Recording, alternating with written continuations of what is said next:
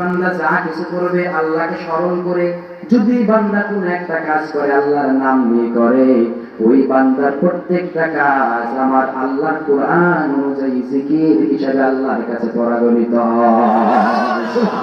তার মানে আল্লাহর জিকির আমরা বুঝলাম, আমরা এটা তো আল্লাহকে স্মরণ করি, আল্লাহর হামদ করি, কোরআন করি, আল্লাহর জিকির হয়। কিন্তু আমাদের জন্য আল্লাহ আবার উল্টা বলেছেন, আযকুরকুম, আমি তোমাদের জিকির করব। এখন আমার প্রশ্ন হলো, আল্লাহ পাক আমাদের কি জিকির করে? সেটা মুফাসসিরিনে ইবনে কাসির রাহিমাহুল্লাহ বলেন, ইন্নাল আবদা ইযা যুকিরাল্লাহ বিত্তাআতি আজ্জা ওয়া জাল্লা বিরহমাতিহি ওয়াল মাগফিরা। কোন বান্দা যখন আমি আল্লাহর জিকির করে, ওই আল্লাহকে প্রশংসা করে, আল্লাহর ভালোবাসায় সিদ্ধ হয়ে যায়। আর ওই আল্লাহ রাব্বুল আলামিন তৎক্ষণাৎ বিরহমাতিহি ওয়াল মাগফিরা, বান্দার জিকির করে দুইটা জিনিস দ্বারা। একটা জিনিস হলো বান্দার উপরে রহমত প্রেরণ করেন, আর দুই নাম্বার ওই বান্দার জীবনের সব গুনাহ খাতা আল্লাহ পাক মাফ করে দেয়। এই যে আমরা এখন বসে আছি, এটার নাম জিকির। সুবহানাল্লাহ। আর কিছুক্ষণ বসে থাকবো, এটা কি হবে? জোরে বলেন। এটাও জিকির হবে। আমরা কিছুক্ষণ পর বাড়িতে চলে যাব। বুখারীর শুরুতে এসেছে, মিশকাতের শুরুতে এসেছে, সিয়াসিত্তার কয়েকটা হাদিস এসেছে, উমদাতুল কারীর শরহে বুখারীর মধ্যে এসেছে। আমরা যখন এখান থেকে চলে যাব, ক্বাবলা ইনকিতাইল হাফলা, এই মাহফিলটা ভেঙে যাবে, যখন শেষ হয়ে আমরা বাড়ির দিকে চলে যাব, বাড়ি পাওয়ার আগে একদল ফেরেশতারা এখান থেকে আমার আল্লাহর আরশে আজিমে চলে যাবে। আল্লাহর কাছে ফরিয়াদ করবে, ও মালিক, আহমাদুনাকা ওয়া ইউসাব্বিহুনাকা ওয়া ইয়াযকুরুনাকা। দেখে আসলাম 12 পাখি একজন তোমার বান্দার বাড়িতে সামান্য কিছু মানুষ নিয়ে পবিত্র কোরআন এবং তোমার রাসূলের পবিত্র মুখ নিঃসৃত হাদিস দ্বারা আলোচনা চলছে। আর সেই আলোচনার মধ্যে অনেকগুলো তোমার বান্দা, পর্দার আড়ালে অনেকগুলো তোমার বান্দিরা ইয়াহমাদুনাকা, তোমার হাম করতেছে, ওয়া ইউসাব্বিহুনাকা, তোমার তাসবিহ করতেছে, ওয়া ইয়াযকুরুনাকা, এবং তোমার জিকির করতেছে। আল্লাহর দরবারে যখন ফেরেশতারা এই অবজেকশন জানিয়ে দেয়, আল্লাহ পাক বলেন, মিন আইয়ি শাইইন ইয়াতলুবুন, ও আমার ফেরেশতারা, আমার যেই বান্দারা আরামের বিছানাকে হারাম করে দিয়ে কোন কোন শীত উপেক্ষা করে যারা আমার কোরআনের প্রেমিক হয়ে গেছে, যারা আরামের বিছানা হারাম করে দিয়ে বাড়িটা আমায় আল্লাহর রহমানের নামের ওসিলা দিয়ে যারা মাহফিল শ্রবণ করছে, মিন আইয়ি শাইইন ইয়াতলুবুন, তাদের কাছে জিগাও আমার ওই বান্দারা আমি আল্লাহ রাব্বুল আলামিনের কাছে কি চায়। সুবহানাল্লাহ। ফেরেশতারা ডাক দিয়া বলে, ইয়া রাব ইয়াতলুবুনাল জান্নাহ, তোমার এই বান্দা বান্দিরা যারা আরামের বিছানাকে হারাম করে দিয়ে 12 পাখি একটা উঠানের মধ্যে কিছু মানুষ কোরআন শ্রবণ করছে, কোরআনের তালিম নিচ্ছে, ইয়াতলুবুনাল জান্নাহ, তোমার আল্লাহ রাব্বুল আলামিনের কাছে তারা জান্নাত চায়। আল্লাহু আকবার। এখন বলেন, আমরা আল্লাহর কাছে জান্নাত চাই কি চাই না? আল্লাহর কাছে ওকে গান হচ্ছে নাকি? এদিকে দেশকে রে ভাই, একটু ঘুরাইয়া দে তোদের গান, আমরা কিছু ক্রস করে চলে যাই, সারা রাত গাস ভাইরা আমার। তারপরে আল্লাহ পাকের দরবারে যখন ফেরেশতারা চলে যায়, আল্লাহর কাছে বলে, তোমার বান্দারা জান্নাত চায়। আল্লাহ রাব্বুল আলামিন উল্টা এবার প্রশ্ন করেন, হাল রাউহা, তারা কি আমার জান্নাত দেখেছে নাকি? এখন আপনারা বলেন, আমরা কি আল্লাহর জান্নাত দেখেছি? দেখি নাই। আল্লাহ পাক বলেন, তারা তো আমার জান্নাত দেখে নাই। আল্লাহ আবার উল্টা একটা কোশ্চেন করেন, মিন আইয়ি শাইইন ইয়াতাআওয়াদুন, বড় বান্দা বান্দিরা কেন আমার তালিম করে, আমার কাছে তাদের কি পাওয়া আছে, কি চাওয়া আছে, তোমরা বলে দাও। ফেরেশতারা আল্লাহর দরবারে আমাদের পক্ষ নিয়ে ডাক দিয়া বলে, মালিক, ইয়াতলুবুনাল জান্নাহ ওয়া ইয়াতাআওয়াদুনান নার, তোমার কাছে জান্নাত চাওয়ার পরে এবার তোমার ওই বান্দা বান্দিরা তোমার জাহান্নাম থেকে মুক্তি চায়। সুবহানাল্লাহ। এবার আল্লাহ পাক আবার একই প্রশ্ন করেন, হাল রাউহা, তোমরা বলো বলো আমার ওই বান্দারা কি জাহান্নাম দেখেছে নাকি? এবার আপনারা বলেন, আমরা কি জাহান্নাম দেখেছি? না, জান্নাতও দেখি নাই, জাহান্নামও। এরপরে আল্লাহ পাক প্রশ্ন করেন, আল্লাহ তো মনের কথাটা জানেন, কিন্তু আল্লাহ রাব্বুল আলামিনের দরবারে ফেরেশতারা কি প্রতি উত্তর দেয় সেটার জন্য আল্লাহ পাক অপেক্ষমান। এবার ফেরেশতারা ডাক দিয়ে বলে, ও আল্লাহ, আল্লাহ ভাওহা, তোমার বান্দা বান্দিরা জান্নাত দেখে নাই, জাহান্নাম দেখে নাই। যদি জান্নাত জাহান্নাম দেখতো, দুনিয়া বিলোপ ব্যবসা বলে যেত, দুনিয়া থেকে বিমুখ হয়ে সদা সর্বদা তুমি আল্লাহ রাব্বুল আলামিনের দরবারে সিজদায় অবনত হয়ে থাকতো। এবার আল্লাহ জবাব দিচ্ছে, ও আমার ফেরেশতারা, সাক্ষী থেকো তোমরা, আমি আল্লাহ রাব্বুল আলামিন ঘোষণা করলাম, আমার যেই বান্দা বান্দিরা শীতকে উপেক্ষা করে আমার পবিত্র কুরআন এবং আমার রাসূলের মুখ নিঃসৃত পবিত্র বাণী সমূহ উপলব্ধি করছে, তালিম নিচ্ছে, আমি আল্লাহ রাব্বুল আলামিন জবাব দিয়ে দিলাম, আমার ওই বান্দা বান্দির জন্য জাহান্নামের দরজাগুলো বন্ধ করে দিলাম, আর জান্নাতের দরজা আমি আল্লাহ উন্মুক্ত করে দিলাম। তার মানে আল্লাহ কত ভালোবাসে, সুবহানাল্লাহ বলবেন না? আল্লাহ এত ভালোবাসেন, আমরা যখন আল্লাহর রহমতের দিকে আগাই, আল্লাহ পাক রহমতের বিনিময়ে আমাদেরকে জান্নাত দান করে দেন, সুবহানাল্লাহ। এখন আমাদের অন্তরে আল্লাহর ভয় থাকার কারণে আমরা এখানে বসতে পেরেছি, ঠিক কিনা বলেন? এই অঞ্চলে অনেকগুলো মানুষ আছে না নাই? সব মানুষগুলো এখানে আসতে পারছে? কিন্তু আল্লাহ বলেন, যাদের অন্তরে কেবলমাত্র প্রেম আছে, ভালোবাসা আছে, যাদের অন্তরে আমি আল্লাহর তাকওয়া আছে, যাদের অন্তরে আমার নবীর প্রেম আছে, তারা বাড়িতে বসে থাকতে পারে নাই, আমি আল্লাহ রাব্বুল আলামিনের পবিত্র কোরআন শ্রবণ করার জন্য তারা চলে এসেছে, ঠিক কিনা বলে? এখন আমাদের যে ভয় আছে, আল্লাহর কাছে বলি, আল্লাহ, যারা তোমাকে ভয় করে আসে নাই, আর আমরা ভয় করে আসছি, আমাদের কি পুরস্কার আছে? সুবহানাল্লাহ বলবেন না? রাব্বুল আলামিন বলেন, ওয়ালিমান খাফা মাকামা রাব্বিহি জান্নাতান।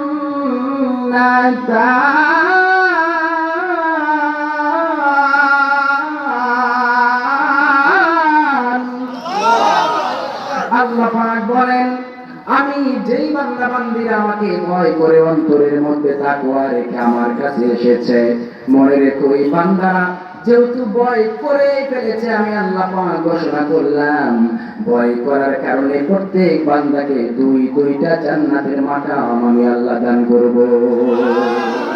আল্লাহ কত ভালোবাসে চিন্তা করা যায়? কেন ফিল দ্যাট? জাস্ট ইমাজিন, এটা আল্লাহ সুবহানাহু ওয়া তাআলার একটা অন্যতম ভালোবাসা। কি নিদর্শন?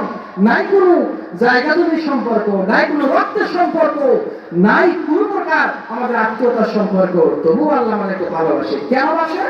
আল মুহাব্বাতু হিয়া তাতাআল্লাকু মিনার রুবুবিয়্যাতি ওয়াল উলুহিয়্যা।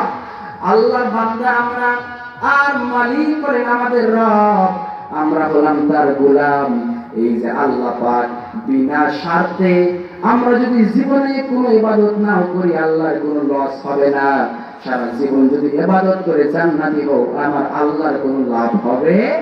কিন্তু আল্লাহ বিনা স্বার্থে আমাদের বানালেন। কেন? আমাদেরকে তো আল্লাহ কত ভালোবাসা দিলেন। আল্লাহ যখন আমাদের বানাবে, ফেরেশতারা না করলেও দরকার নাই। ফেরেশতারা বলে, এটা দরকার নাই, তুমি যদি এদেরকে বানাও, মাইয়ুফসিদু ফিহা ওয়া ইয়াসফিকুদ দিমা, এরা দাঙ্গা হাঙ্গামা সৃষ্টি করবে, রক্তপাত ঘটাবে, এরা দুনিয়ার জমিনটাকে অশান্ত করে চলবে, এটা প্রয়োজন নাই, নো নিড। তুমি ওই বান্দাদেরকে বানানোর কোনো প্রয়োজন নাই, বানায়ও না। আল্লাহ পাক বলেন, আমি যদি আমার বান্দাদেরকে বানাই, তোমরা কি জানো, ইন্নী আ'লামু মা লা তা'লামুন, আমার বান্দা সম্পর্কে আমি জানি, যা করবে তোমরা তা জানো না। আমার বান্দার রক্তপাত ঘটাবে, দাঙ্গা হাঙ্গামা সৃষ্টি করবে, আমার ইবাদত করবে, আমার বন্দেগী করবে, পাপ করবে, আবার নেক করবে, সব মিলে লাস্ট সময় যদি আমি আল্লাহর কাছে তওবা করি, আমার এই বান্দাদের কারণে আমি আল্লাহ কাল কিয়ামতের ময়দানে জান্নাতের ব্যবস্থা করেছি, সেটাকে সুসজ্জিত করেছি। ওই জান্নাতে আমার সব বান্দাকে আমি দান করেছি। সুবহানাল্লাহ। তার মানে আল্লাহ ভালোবাসা বলে শেষ করা যাবে? আল্লাহ কত ভালোবাসে। এত ভালোবাসার পর আল্লাহ আমাদেরকে জানিয়ে দিলেন, তোমরা সবাই নির্ঘাত মুমিন, এতে কোনো সন্দেহ থাকতে পারে? সেই কথাটা আল্লাহ কোরআনে বলেন, আমি খুতবাতে সেটাই বলেছি। আল্লাহ পাক বলেন, قد أفلح المؤمنون الذين هم في صلاتهم خاشعون سبحان আল্লাহ বলেন قد أفلح المؤمنون আমি তেলাওয়াত করেছিলাম খুতবাতে এই সূরাটার নাম হচ্ছে সূরাতুল মুমিনুন সুবহানাল্লাহ 114টা সূরা আছে তার মধ্যে একটা সূরার নাম হচ্ছে মুমিন মানে আপনাদের নামে যারা নামাজ পড়েন রোজা রাখেন যাকাত করেন হজ করেন কালিমা পড়ে মুসলমান হয়েছেন সত্যের কথা বলেন মিথ্যাকে দূরীভূত করেন সত্যের চর্চা করেন ধৈর্যের চর্চা করেন যারা আল্লাহওয়ালা আল্লাহকে ভয় করে এখানে এসেছেন আপনাদের নামে একটা সূরা সেই সূরার নাম হচ্ছে সূরাতুল মুমিনুন সুবহানাল্লাহ আবার আপনাদের বিপক্ষে যারা আছে মানে মুমিনের বিপক্ষে যে কাফের থাকে না দেখবেন মুমিনেরা কোরআনের তাফসীর করে আর কাফেরদের কাজ হচ্ছে শয়তানের নাড়াচাড়া করে ওরা গান বাজনায় বসে থাকে ঠিক না তার মানে দেখবেন কাফের বেঈমানরা এমন ভাবে মোহরান্বিত হয়েছে যদি পবিত্র কোরআনের আওয়াজ তারা শ্রবণ করে তাদের বিবেকের মধ্যে বাধা দেয় না তারা চায় আমরা গান বাজনা করতেই থাকবো থাকবে কোরআনের মাহফিল এরকম কাফের বেঈমান আছে না নাই জোরে গান তার মানে যারা সত্য এবং মিথ্যা আল্লাহ এভাবে সাজিয়েছেন আল্লাহ পাক জান্নাত জাহান্নামের কথা এইভাবেই বলেছেন ওয়া নাদা আসহাবুল জান্নাতি আসহাবুন নার জান্নাতীরা কাল কিয়ামতের ময়দানে জাহান্নামীদেরকে ডাকবে সুবহানাল্লাহ বলবেন না এখান থেকে বোঝা যায় জান্নাত আছে জাহান্নাম আছে সুবহানাল্লাহ জোরে গান এখন আমরা যেখানে বসে আছি এটার নাম জান্নাত সুবহানাল্লাহ কারণ জান্নাতের মধ্যে সূরা ইয়াসিন পাঠ করা হবে আর রহমান পাঠ করা হবে অর্থাৎ কোরআন প্রেরণ পাঠ করা হবে আমাদেরকে শ্রবণ করানো হবে আমরা তাফসীর শুনবো সেদিন তার মানে সেই অনুসারে তার ওই ধারাবাহিকতায় দুনিয়ায় জান্নাতের একটা আলোকিত করে সুসজ্জিত করে যেখানে পবিত্র কোরআনের আলোচনা করা হয় ওটা ওই সত্য কাল কিয়ামতের ময়দানে আল্লাহর ওই রিয়েল জান্নাতের মতোই একটা কেমন যেন জান্নাত হয়ে যায় সুবহানাল্লাহ তার মানে এই জান্নাতের কথা কোরআনে আছে আর এটা হলো জান্নাত পক্ষান্তরে যারা জাহান্নামে যায় ওটা আপনারা জানেন তার মানে জাহান্নামীরা সারা জীবন অকাম কুকাম করবে সুদখোর হবে গান বাজনায় আসক্ত হবে মমতাজের গানে নিশায় বাদ্য বাজাবে তারা কাফের হবে কোরআনের যারা কথা বলে তাদেরকে অপমান করবে অপদস্থ করবে কোরআনের আওয়াজ তাদের সহ্য হবে এজন্য আল্লাহ রাব্বুল আলামিন যারা মুমিন তাদেরকে ইন্ডিকেট করে পবিত্র কোরআনে একটা সূরা দিলেন সূরার নাম হলো মুমিনুন আবার কাফিরদের নামে সূরা দিয়েছেন সেটার নাম হলো সূরাতুল কাফিরুন আমরা অনেক সময় ওই সূরাটা পড়ি কুল ইয়া আইয়ুহাল কাফিরুনা লা আ'বুদু মা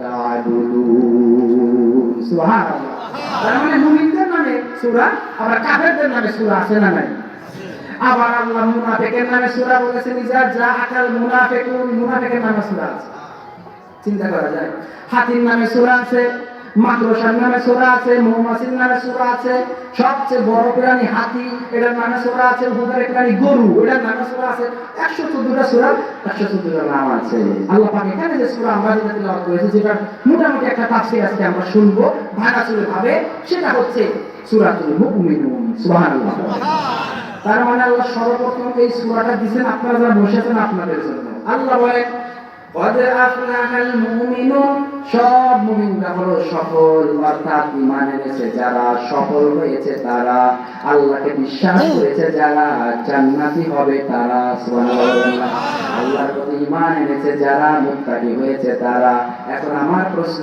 আপনার প্রশ্ন হলো হুজুর মুমিন কাকে বলা হয় সুবহানাল্লাহ বলবেন না সেটা এক মুহূর্তে আমি 2 মিনিটে শেষ করব মুমিন কাকে বলা হয় আল্লাহ রাসূল যখন বসে আছেন মসজিদে নববীতে এমন সময় একজন ফেরেশতা একজন সাহাবীর রূপ নিয়ে টপটপে সাদা চেহারা সাদা চুল সাদা জামা সাদা পাগড়ি লম্বা সবকিছু ধবধবে সাদা রাসূলের সামনে বসলেন আর প্রশ্ন করলেন ইয়া মুহাম্মদ আখবিরনি আনিল ঈমান নবী হে আপনি বলে দেন ঈমান কাকে বলা হয় আমার নবী বললেন খেয়াল করেন ঈমান কাকে বলা হয় আমার নবী বললেন আনতুমিনা বিল্লাহি ওয়া মালাইকাতিহি ওয়া কুতুবিহি ওয়া রাসূলিহি ওয়াল ইয়াউমিল আখির ওয়াল কদরি খাইরিহি ওয়া শাররি সুবহানাল্লাহ ঈমান বলা হয় তাকে যারা আল্লাহকে বিশ্বাস করে সুবহানাল্লাহ যারা রাসূলকে বিশ্বাস করে যারা ফেরেশতাদেরকে বিশ্বাস করে, যারা কোরআনের প্রতি বিশ্বাস করে, যারা দ্বীন ইসলামের প্রতি বিশ্বাস করে, যারা মুত্তাকি হয়, তাকদীর বিশ্বাস করে, এই কবরের আযাব সত্য বিশ্বাস করে, এই যে আহলে কিতাবদের বিশ্বাস করে, সব কিছু বিশ্বাস যারা করলো তাদেরকে বলা হয় মুমিন। এখন আপনারা মুমিন কিনা আমি একটু প্রশ্ন করব, জবাব দেন তো। আল্লাহকে আমরা বিশ্বাস করি কি করি না? আপনি বলেন মুমিন, বলেন তো আমরা রাসূলকে শেষ নবী হিসেবে বিশ্বাস করি কি করি না? তার মানে আমরা হলাম মুমিন। বলেন তো কবরের আযাব বিশ্বাস করি কি করি না? আপনি বলেন মুমিন, বলেন তো কোরআনকে আমরা বিশ্বাস করি কি করি না? তার মানে যে আমরা কবরের আযাব সব কিছু বিশ্বাস করি। আর আল্লাহর কোরআনের ভাষায় আমাদেরকে বলা হয় তোমরা মুমিন, তোমাদের কোনো চিন্তা হওয়ার কারণ নাই। সুবহানাল্লাহ। এবার আমরা আমাদের সংজ্ঞা পেয়ে গেলাম, আমরা হলাম মুমিন। মুমিনদেরকে আল্লাহ কোরআনে বলেন কদ আফলাহাল মুমিনুন। কদ শব্দ যেখানে আসে, কদ শব্দ যেখানে আসে, এটা অফকোর্স অর্থে ব্যবহৃত হয়, মানে অবশ্যই, কনফার্ম এই লোকটা জান্নাতে যাবে। সুবহানাল্লাহ। আল্লাহ অবশ্যই শব্দ দ্বারা বললেন কদ আফলাহাল মুমিনুনাল্লাযীনা হুম ফি সালাতিহিম খাশিউন। যারা ঈমানদার, যারা আল্লাহকে বিশ্বাস করে, রাসূল শেষ নবী, কুরআন বিশ্বাস করে, কবরের আযাবকে বিশ্বাস করে, ফুলসিরাত বিশ্বাস করে, মিজানের পাল্লা বিশ্বাস করে, আহলে কিতাবদের বিশ্বাস করে, যারা আল্লাহ বুঝালেন এরা সবাই মুমিন, নিশ্চিত এরা কাল কিয়ামতের ময়দানে জান্নাতি। এখন আমরা সবাই জান্নাতি হইলাম, আমাদেরকে আল্লাহ কি কাজ দিলেন? শুধু আল্লাহ ঘোষণা করলেন তোমরা জান্নাতি। এখন আমরা নামাজ যদি না পড়ি তাহলে কি জান্নাতে যাব? রোজা যদি না রাখি আমরা কি জান্নাতে যাব নাকি? হজ যদি জীবনে না করি জান্নাতে যাব নাকি? যদি সামর্থ্য হয় হজ করবেন, সামর্থ্য হলে যাকাত প্রদান করবেন, আর সামর্থ্য হোক আর না হোক, যদি আপনি বালেগ হন এর মৃত্যু পর্যন্ত মুমূর্ষ অবস্থা ব্যতীত নামাজ রোজা এই দুইটা আপনাকে পালন করতে হবে, কি হবে না? তার মানে আল্লাহ যে ফরজ বিধানগুলি দিলেন, আমরা এই ফরজ বিধানগুলি মানলাম, ঈমান আনলাম, আল্লাহর কাছে মুমিন হইলাম। আল্লাহ বলেন তোমাদেরকে আমি আল্লাহ পাক যদি মুমিন হয়েই থাকো কয়েকটা কাজ দিব, কয়েকটা। সুবহানাল্লাহ বলবেন না? এবার আসেন এক নাম্বার কাজ আল্লাহ কি দিলেন? আল্লাহ বলেন ক্বাদ আফলাহাল মুমিনুনা আল্লাযীনা হুম ফি সালাতিহিম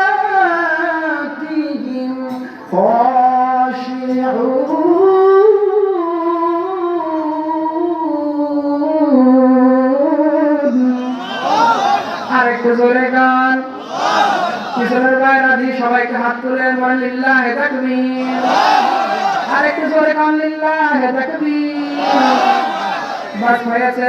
আওয়াজ যদি কমে যায় তাফসীর শেষ হয়ে যাবে, আর যদি আওয়াজ ঠিক থাকে আমার আলোচনা ঠিক থাকবে। এর মাঝে মাঝে আমি আল্লাহু আকবার বলবো, কোরআনের তেলাওয়াত করব, আপনারা আল্লাহু আকবার বলবেন কি বলবেন না? জোরে বলুন। তার মানে আল্লাহ বলেন কদ আফলাহাল মুমিনুন, মুমিনরা হলো সফল। কারা সফল? মুমিন। আল্লাহ বলেন মুমিনরা যেহেতু সফল, যেহেতু জান্নাতে যাবে এরা, তাহলে তোমরা যেহেতু মুমিন হয়েছো তোমাদেরকে আমি কয়েকটা কাজ দিব। এক নাম্বার কাজ আল্লাযীনা হুম ফি সালাতিহিম খাশিউন। সুবহানাল্লাহ।